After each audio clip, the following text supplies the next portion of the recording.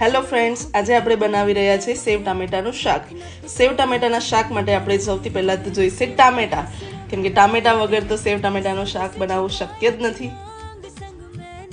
તો સૌ પ્રથમ આપણે થોડા આદુ, લસણ અને મરચાંની પેસ્ટ બનાવીશું. એમાં થોડું લીલું મરચું એડ કરીને એને વાટી લઈશું.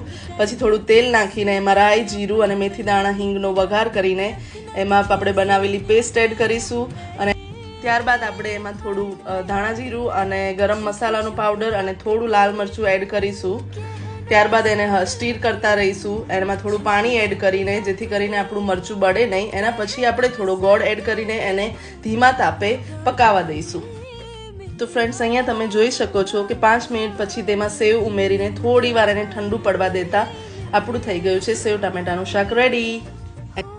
અને હવે ગરમા ગરમ ઘી વાળી રોટલી સાથે આ શાક ખાવાની મજા જ કંઈક અલગ છે. વાવ!